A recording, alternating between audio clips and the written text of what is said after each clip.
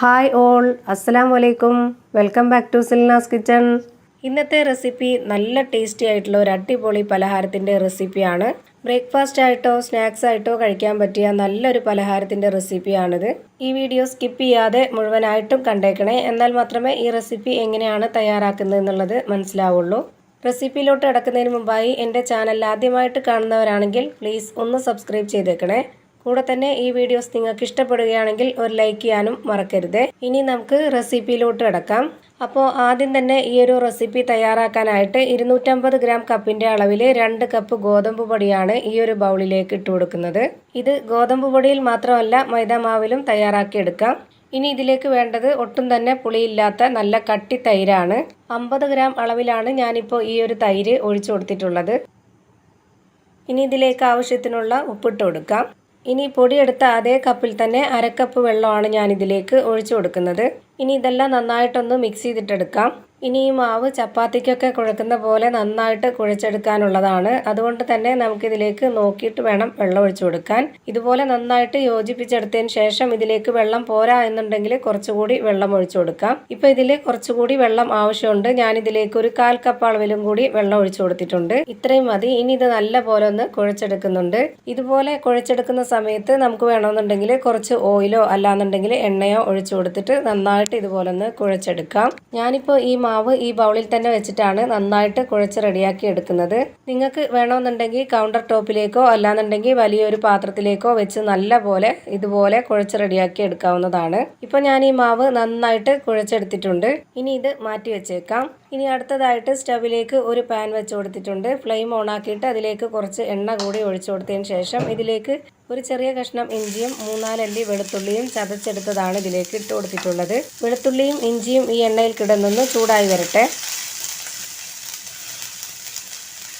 വെളുത്തുള്ളിയും ഇഞ്ചിയും ഇതുപോലെ നന്നായിട്ട് മൂപ്പിച്ചെടുത്തതിന് ശേഷം ഇനി ബാക്കിയുള്ള ഇൻഗ്രീഡിയൻസുകളെല്ലാം ഇട്ട് കൊടുക്കാം. അപ്പോൾ നമുക്ക് കഴിക്കാനായിട്ട് ഒരു പ്രത്യേക ടേസ്റ്റാണ്.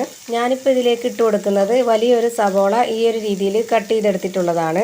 എല്ലാ ഇൻഗ്രീഡിയൻസും ഇതുപോലെ തന്നെ ചെറുതായിട്ടാണ് കട്ട് ചെയ്തെടുത്തിട്ടുള്ളത്. ഇങ്ങനെ ആകുമ്പോഴത്തേക്ക് മസാലയൊക്കെ ഇതിലേക്ക് നല്ലപോലെ പിടിക്കുകയും ചെയ്യും, പെട്ടെന്ന് തന്നെ വെന്ത് കിട്ടുകയും ചെയ്യും. ഇനി ഞാനിതിലേക്ക് ഇട്ട് കൊടുക്കുന്നത് ഒരു പകുതി കോളിഫ്ലവർ ഇതുപോലെ പൊടിയായിട്ട് അരിഞ്ഞിട്ടുള്ളതാണ്. കോളിഫ്ലവർ ഇഷ്ടമല്ലാത്തവർക്ക് ഇഷ്ടമുള്ള ഏതെങ്കിലും വെജിറ്റബിൾസ് ചേർത്ത് കൊടുക്കാം. ഇനി ഇതിലേക്ക് ഇട്ട് കൊടുക്കുന്നത് 2 തക്കാളിയും ഒരു പകുതി ക്യാപ്സിക്കവും കട്ട് ചെയ്തെടുത്തിട്ടുള്ളതാണ്. അടുത്തതായി ഇതിലേക്ക് 2 പച്ചമുളക് കട്ട് ചെയ്തതും കൂടി ഇട്ട് കൊടുക്കാം. ഇനി ഇതിലേക്ക് കുറച്ച് കറിവേപ്പില കൂടി ഇട്ട് കൊടുക്കാം. അടുത്തതായി ഇനി ഇതിലേക്ക് പൊടികളാണ് ഇട്ട് കൊടുക്കുന്നത്. ആദ്യം ഒരു നുള്ള് മഞ്ഞൾപ്പൊടിയാണ് ഇതിലേക്ക് ഇട്ട് കൊടുക്കുന്നത്. ഇനി ഇതിലേക്കൊരു 1/4 സ്പൂൺ പെരിഞ്ജീരകപ്പൊടിയും 1/2 സ്പൂൺ കുരുമുളക് പൊടിയും ഒരു നുള്ള് ഗരം മസാലപ്പൊടി കൂടി ഇട്ട് കൊടുക്കാം. ഇനി ഇതിലേക്ക് 1 സ്പൂൺ അളവിൽ കാശ്മീരി മുളക് പൊടിയാണ് ഇട്ട് കൊടുക്കുന്നത്. എരിവൊക്കെ ഓരോരുത്തരുടെ ഇഷ്ടാനുസരണം കൂട്ടിയും കുറച്ചൊക്കെ ഇട്ട് കൊടുക്കാം. ഇനി ഇതിലേക്ക് ആവശ്യത്തിനുള്ള ഉപ്പിട്ട് കൊടുക്കാം. ഇനി ഇതെല്ലാം കൂടി നന്നായിട്ടൊന്ന് ഇളക്കി യോജിപ്പിച്ചെടുക്കാം. ഇനി ഇതെല്ലാം ഒന്ന് വെന്ത് വരാൻ വേണ്ടി ഒരു 2 മിനിറ്റ് നേരം അടച്ചു വെച്ചൊന്ന് വേവിച്ചെടുക്കാം. 2 മിനിറ്റ് നേരത്തെ വേവ് മതിയാവും. കാരണം ഇതെല്ലാം പൊടിയായിട്ട് അരിഞ്ഞതുകൊണ്ട് പെട്ടെന്ന് തന്നെ വെന്ത് കിട്ടിയിട്ടുണ്ട്. ഇത്രയും വെന്താൽ മതി. ഈ ഒരു പരുവാണ് കറക്റ്റ് പരുവം. ഇനി ഇതിലേക്ക് ഇട്ട് കൊടുക്കുന്നത് കോഴിമുട്ടയാണ്. ഞാനൊരു 5 കോഴിമുട്ട പുഴുങ്ങിയതിന് ശേഷം ഇതുപോലെ കട്ട് ചെയ്തെടുത്തിട്ടാണ് ഇതിലേക്ക് ഇട്ട് കൊടുക്കുന്നത്. ഇനി ഇതെല്ലാം ഒന്ന് നന്നായിട്ട് ഇളക്കി യോജിപ്പിച്ചെടുക്കാം.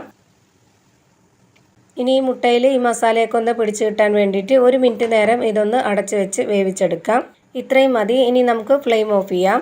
ഇപ്പോൾ നമുക്ക് നല്ല ടേസ്റ്റി ആയിട്ടുള്ള ഒരു മസാല റെഡിയായി കിട്ടിയിട്ടുണ്ട്. ഇനി ഇത് വേറൊരു പാത്രത്തിലേക്ക് മാറ്റാം. ഇനി അടുത്തതായി ഇതുപോലൊരു ബോളിലേക്ക് കുറച്ച് പൊടി ഇട്ട് കൊടുത്തതിന് ശേഷം നേരത്തെ റെഡിയാക്കി വെച്ചിട്ടുള്ള മാവ് ഇതിലേക്കൊന്ന് വെച്ച് കൊടുക്കാം. ഈ മാവിനെ ആദ്യമേ തന്നെ 2ആയിട്ടൊന്ന് കട്ട് ചെയ്തെടുത്തതിന് ശേഷം പിന്നീട് ഒരു 6 പീസാക്കിയിട്ട് ഞാൻ മാറ്റുന്നുണ്ട്. ഇനി ഇതെല്ലാം ഈ ഒരു വലിപ്പത്തിലുള്ള ബോൾസ് ആക്കിയിട്ടെടുക്കാം. 2 കപ്പ് ഗോതമ്പ് പൊടിയിൽ 6 പീസ് ബോളാക്കി എടുത്തിട്ടുണ്ട്. നിങ്ങളുടെ ഇഷ്ടത്തിനനുസരിച്ച് ഇതിൻ്റെ എണ്ണവും വലിപ്പവും ഒക്കെ കൂട്ടിയും കുറച്ചും എടുക്കാം. ഇനി ഇതിൽ നിന്നും ഒരു ബോൾസ് എടുത്തൊന്ന് പരത്തിയെടുക്കണം. അതിനായിട്ട് ഞാൻ ഈ ബോളിലേക്ക് കുറച്ച് പൊടി ഇട്ട് കൊടുക്കുന്നുണ്ട്. ഒരുപാട് പരത്തണ്ട, ഈ ഒരു വലിപ്പത്തിൽ പരത്തിയെടുത്താൽ മതി. ഇനി ഇതിലേക്ക് നേരത്തെ റെഡിയാക്കി വെച്ചിട്ടുള്ള കൂട്ട് കുറച്ച് വെച്ച് കൊടുക്കുന്നുണ്ട്. ശേഷം ഈ മാവ് ഇതുപോലെ എല്ലാ ഭാഗവും ഒന്ന് കൂട്ടിപ്പിടിച്ചതിന് ശേഷം ഇത് പുറത്തോട്ട് പോവാതിരിക്കാൻ വേണ്ടിയിട്ട് നന്നായിട്ടൊന്ന് ഒട്ടിച്ച് വെച്ച് കൊടുക്കുക. ഇനി ഇത് നല്ലൊരു ഷേപ്പിലിരിക്കാൻ വേണ്ടി ഇതുപോലെ ഒന്ന് കറക്കി കൊടുക്കുന്നുണ്ട്. ഇപ്പോൾ ഞാനിതാ ഇതുപോലൊരു ഷേപ്പിലാക്കി എടുത്തിട്ടുണ്ട്. ഇതേപോലെ തന്നെ എല്ലാം റെഡിയാക്കി എടുത്തതിന് ശേഷം ഇനി ഒരു പാൻ സ്റ്റൗവിലേക്ക് വെച്ച് ഫ്ലെയിം ഓൺ ആക്കിയതിന് ശേഷം അതിൽ കുറച്ച് എണ്ണ ഒഴിച്ചു കൊടുത്തിട്ട് എണ്ണ നന്നായിട്ടൊന്ന് ചൂടായിട്ട് വരുമ്പോൾ ഇതിലേക്ക് ഒരു 3 എണ്ണമാണ് ഞാൻ ഇതിലേക്ക് ഇട്ട് കൊടുക്കുന്നത്. ഇനി ഇതൊന്ന് ഫ്രൈ ചെയ്തെടുക്കാം. ഈ റെസിപ്പിക്ക് ഒരുപാട് എണ്ണ കുടിക്കുകയൊന്നുമില്ല, അതുകൊണ്ട് ആ ഒരു പേടി വേണ്ട. ഇപ്പോൾ ഇതിൻ്റെ ഒരു സൈഡ് വെന്ത് കിട്ടിയിട്ടുണ്ട്. ഇനി ഇതൊന്ന് തിരിച്ചിട്ട് കൊടുക്കാം. അതുപോലെ തന്നെ ഇത് ഹൈ ഫ്ലെയിമിലിട്ടിട്ട് വേവിച്ചെടുക്കരുത്, ലോ ടു മീഡിയം ഫ്ലെയിമിലിട്ടിട്ട് വേണം ഇത് വേവിച്ചെടുക്കാനായിട്ട്. ഇതിൻ്റെ അകമൊക്കെ വെന്ത് കിട്ടണമെന്നുണ്ടെങ്കിൽ കുറച്ച് സമയം എടുക്കും. അതുകൊണ്ട് തന്നെ ഇത് ലോ ടു മീഡിയം ഫ്ലെയിമിലിട്ടിട്ട് വേവിക്കുന്നതാണ് നല്ലത്. ഫ്ലെയിം കൂട്ടി വെച്ച് കൊടുത്താൽ ചിലപ്പം പെട്ടെന്ന് പുറം ഭാഗം പെട്ടെന്ന് കരിഞ്ഞു പോവുകയും ചെയ്യും, അകമൊന്നും വെന്ത് കിട്ടുകയില്ല. ഇതുപോലെ തിരിച്ചും മറിച്ചൊക്കെ ഇട്ട് കൊടുത്തിട്ട് വേണം ഇത് വേവിച്ചെടുക്കാനായിട്ട്. ഇപ്പോൾ ഇതിൻ്റെ 2 സൈഡും വെന്ത് കിട്ടിയിട്ടുണ്ട്. ഇനി ഇത് എണ്ണയിൽ നിന്നും കോരി മാറ്റാം. ഇതേപോലെ തന്നെ എല്ലാം ഞാൻ ഫ്രൈ ചെയ്ത് മാറ്റിയിട്ടുണ്ട്. അപ്പോൾ നമ്മുടെ നല്ല ടേസ്റ്റി ആയിട്ടുള്ള ഒരു അടിപൊളി പലഹാരത്തിൻ്റെ റെസിപ്പി ഇവിടെ റെഡി ആയിട്ടുണ്ട്. ഇത് സ്നാക്സ് ആയിട്ടോ ബ്രേക്ക്ഫാസ്റ്റ് ആയിട്ടോ എങ്ങനെ വേണമെങ്കിലും കഴിക്കാൻ പറ്റും. അപ്പോൾ ഇത്രയേ ഉള്ളൂ ഇന്നത്തെ റെസിപ്പി ഇഷ്ടമായാൽ ലൈക്ക് ചെയ്യാനും കമൻറ്റ് ചെയ്യാനും ഷെയർ ചെയ്യാനും മറക്കരുത്. അതുപോലെ തന്നെ ഞാനിടുന്ന പുതിയ വീഡിയോസ് നോട്ടിഫിക്കേഷനായിട്ട് കിട്ടുന്നതിന് വേണ്ടി സബ്സ്ക്രൈബ് ചെയ്ത് ബെല്ലൈക്കൺ അമർത്തി അതിൽ ഓൾ എന്ന ഓപ്ഷൻ എനേബിൾ ചെയ്ത് കൊടുക്കാനും മറക്കരുത്. പുതിയൊരു വീഡിയോയുമായി വീണ്ടും വരും. Thank you for watching.